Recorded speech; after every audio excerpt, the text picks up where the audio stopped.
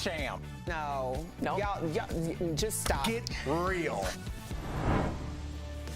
Welcome to DBL. We want to welcome our friend Jeffrey Schroeder back. Yes. Welcome back, man. Give it up. I've been gone 2 days. Give it up. Big Jeff. Big Jeff. You're here for what? One more day after this when you get another weekend? Good for you. That's how it works. That's how it works. All right, welcome to DBL. For a second day now, the jury in former President Donald Trump's hush money trial is deliberating in New York as of the time of our taping. So the juries spent 4.5 hours yesterday considering his fate, and they also requested a lot. They requested to hear portions of testimony by Michael Cohen, as well as testimony by David Pecker, who, if you remember, is the former publisher of the National Enquirer. They also requested to hear portions of the judge's instructions to the jury again. Now, here's what Trump had to say about the case yesterday. Take a look. It's a disgrace, and I mean that. Mother Teresa could not beat those charges, but we'll see. We'll see how we do. It's a very disgraceful situation. The other thing, the confusion is nobody knows what the crime is, because there's no crime. Nobody knows what the crime is. The DA didn't name the crime. They don't know what the crime is. Okay, so do you understand what exactly the crime is that Trump is accused of, and what do you think it means that the jury is requesting these additional details? I think I get it. Tell us what it is, what you think it is. Just quite on its face, he's accused of trying to suppress information that would make his campaign come to a halt or look bad. He then involved David Pecker to catch and kill stories that would look bad for him. We got to remember back in when he was running the first time, we already had the Access Hollywood tapes, had more information about anything else come out. Trump's done a lot since then, but you have to remember back then people still cared about this kind of stuff, and so he suppressed that information. That's what he's been accused of. Yeah, really. Basically, I just want to let you guys know, yeah, it's basically falsifying business records, and some of those are most of the misdemeanors. How it becomes a felony, which is what those 34 counts is, if they have any to do with federal election law crimes, tax crimes, or business records. The jury doesn't have to be unanimous about that if they reach that other level, they just have to decide if one of those or one of 34 of those or 34 of 34 of those. So yeah, you basically got it. Do you think that this will be an issue if he's found convicted? What do you think, Jeff? Just to push back, I don't know if you got it, because I don't think suppressing information is a crime, right? That's what publicists do for celebrities. Right. So I don't know if that, I'm confused about the crime myself. I don't understand it either. But isn't the crime using campaign funds to purchase a prostitute? Yeah, it's basically, she wasn't a prostitute. She was just a what do you call someone who has sex for money? She didn't have sex for money. She didn't. This was a hush money. No, this was to hush the money of speaking out. This was not a prostitute, and she's made that very clear, and no one is debating that at all. See, I'm confused about that. Okay, well, she's not a prostitute, Stormy Daniels, and this is basically fraud. He used money to hush everything up, and because he used it to influence the campaign, it's become a felony. I know it sounds confusing, but the juror, just so you guys know, the jury is very educated. They're taking their time. They're really going into it. And Erica, I know that 67% of registered voters said a conviction would make no impact, but 1 in 6, 17% said a guilty verdict would make them less likely to vote for Trump. Do you think this has anything to do you think this will impact the election? I'm staying steadfast in my we'll see. People can say whatever they want to say. Ultimately, it comes down to who's showing up at the polls, what they're doing behind closed doors, and what the results are, which I don't feel like people are 100% honest for their own reasons. And no one has to be 100% honest as to who you're voting for. There was a time in this world where people didn't talk about politics at all. And I think a lot of people still feel that way. Although you hear a very loud minority who talks about their political affiliations and, you know, who they think should and should not be in the White House, I still feel like there is a majority of people who are going to say something just to appease wherever they are and do something different. Yeah, we'll see. Yeah, pollsters and polling I don't always trust after what we saw in 2016. Let's move on to this. I'm sure you've heard of it. Supreme Court Justice Samuel Alito, here he is if you've never seen a picture of him. He's come under some fire recently because lawmakers have called for him to recuse himself from cases involving the 2020 presidential election. And Donald Trump, after it was reported he flew some very controversial flags outside his homes. Well, yesterday he sent a letter back to lawmakers refusing to step down. So an upside down American flag, like the one you're seeing here, was reportedly flown outside his Virginia home in early 2021. If you didn't know, the upside down flag was adopted by folks who support the Stop the Steal movement and believe that the 2020 election was rigged. Now, a second controversial flag, this one is called the Appeal to Heaven flag, that was flown outside his vacation home in New Jersey. And this flag has become a symbol for supporters of Trump. Now, Justice Alito is blaming his wife, there she is on the right, for saying, quote, "My wife is very fond of flying flags."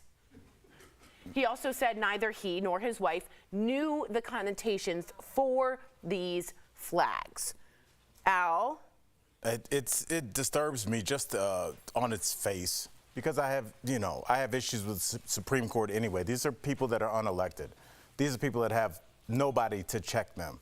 And with that incredible privilege that, I mean, how many people could really, if they all walked in here, how many people could identify more than 3 or 4 of them? They're kind of unknown, very much anonymous people, and we give them this power over final say. And all we say is, can you at least appear not to be biased? We are all human beings. We have our biases. But if Eric and I had a dispute, and we had to go to Bert's office, our EP, to talk about it, and he had an Al Jackson T-shirt on, that would probably not be a good sign for you, even if he's ready to be fair.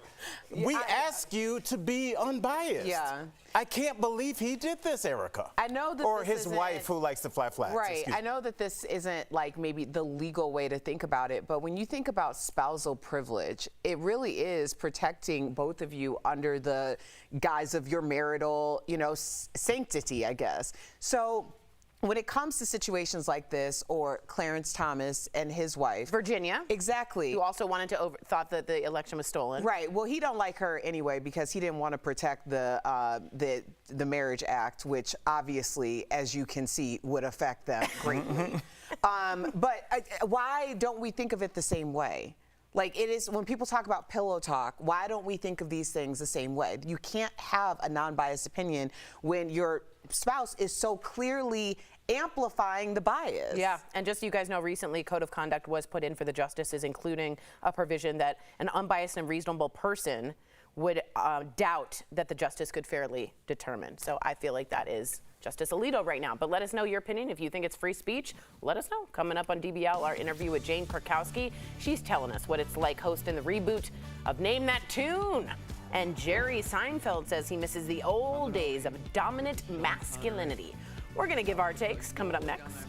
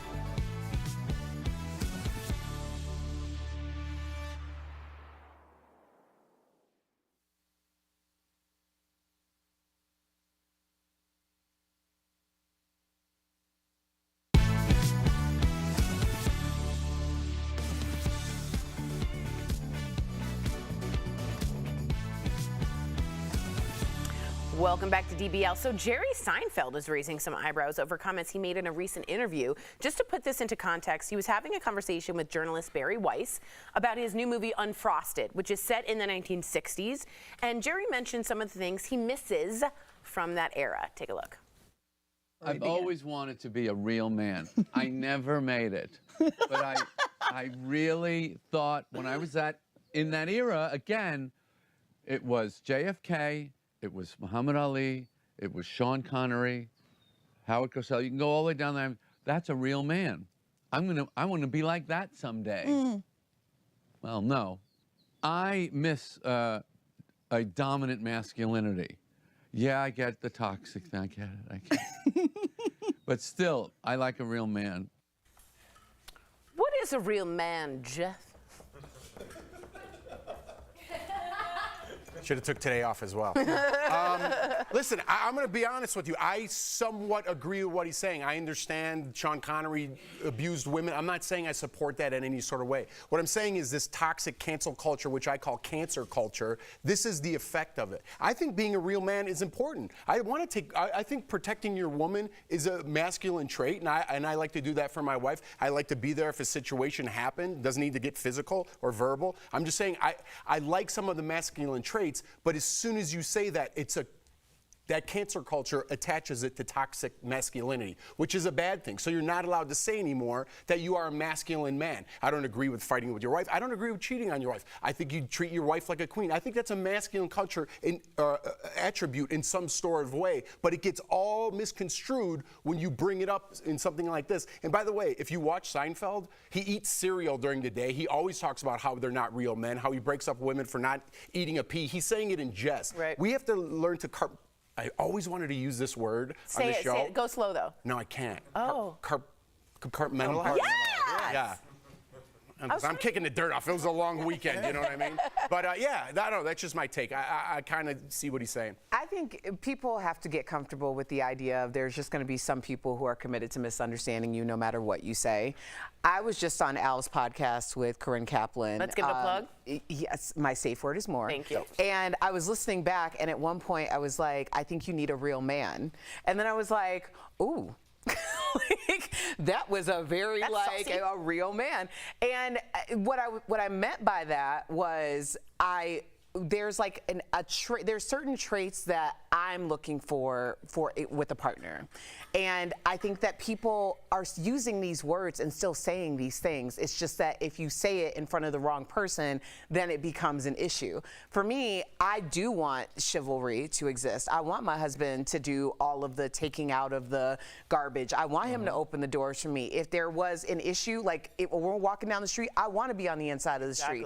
Like there's certain things that I expect from a partner.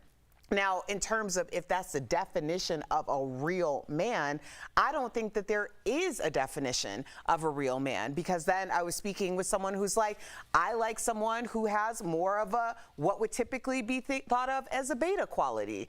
And that's a real man to her. So I think ultimately it's about who's saying it, who heard it, and how they're interpreting what they heard. We don't have time to hear your definition, Al. I'm so sorry. We'll be right back.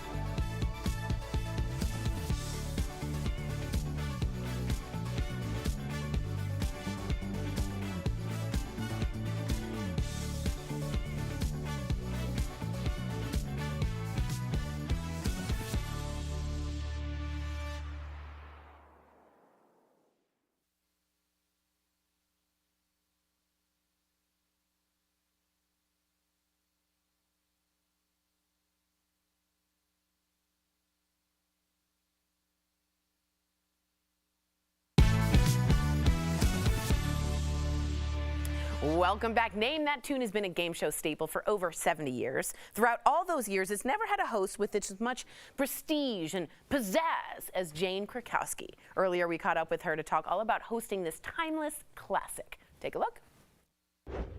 Please welcome to DBL, Jane Krakowski. Hi. Good to have you here, Jane. Let's jump right in. Name That Tune is returning for a new season. So I want to know, that's right, congratulations. Congrats on that, yes. Are you good at recognizing songs yourself? Because I use Shazam. Is that cheating? Yeah, I'm pretty good. It really depends what genre and what decade the song was from. Exactly. What do you think the hardest tune, like you kind of just mentioned, is to name? The hardest tune. Well, I think one of the ones that always confound me are the ones that are songs we know really, really well, and then people can't get them when they're live on our set, which I have complete compassion for and empathy for, because it is very difficult when the lights are on and so much money is at stake. But one of the funniest ones to me was Michelle Williams was on, the great singer, obviously from Destiny's Child. And she had about 8 notes, and it was very obvious that the song was our national anthem, Star Spangled Banner.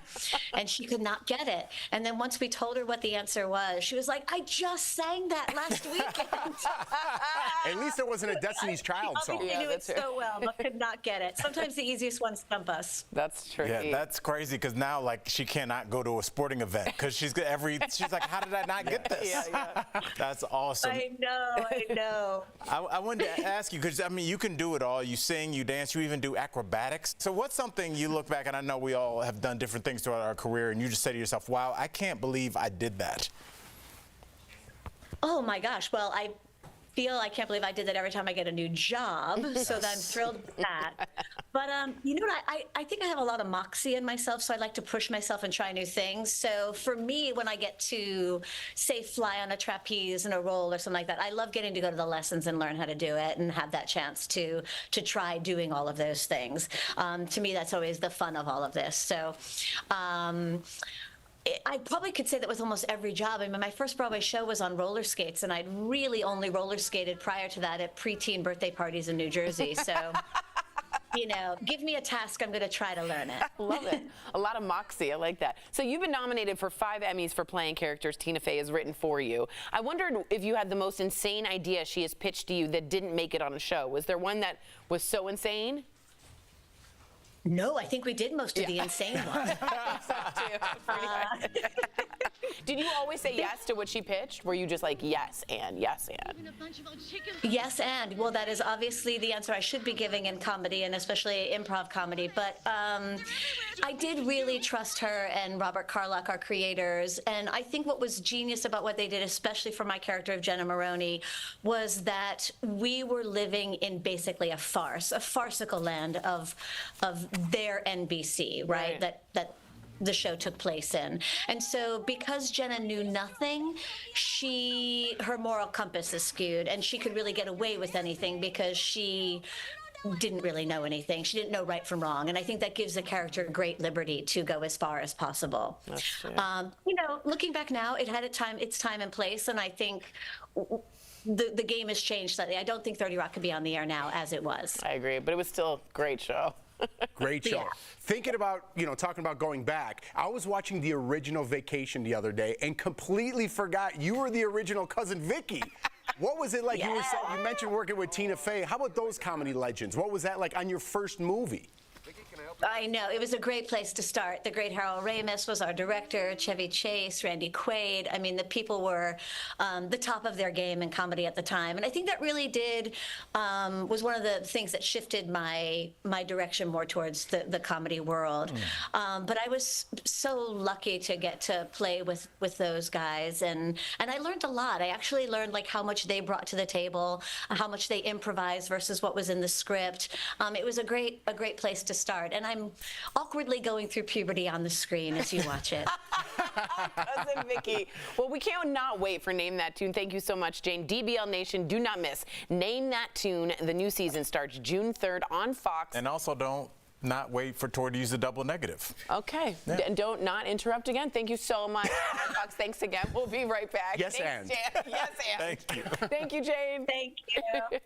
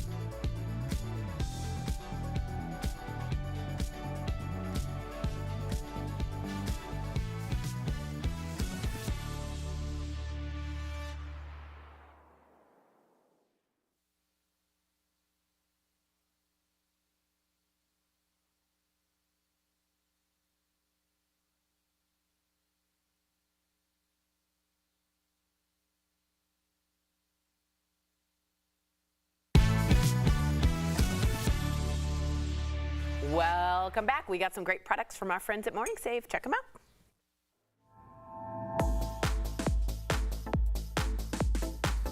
Steph, let's go shopping. What do you have for us? This is the must-have for any home. It's the Sharper Image 2-in-1 Steam Mop. It can be used on all different floor surfaces, hardwood, tile, laminate, and even your carpet. What? So normally this is $230. I'm saying no. Expensive. Right. We've got it for $49.99, saving 78%.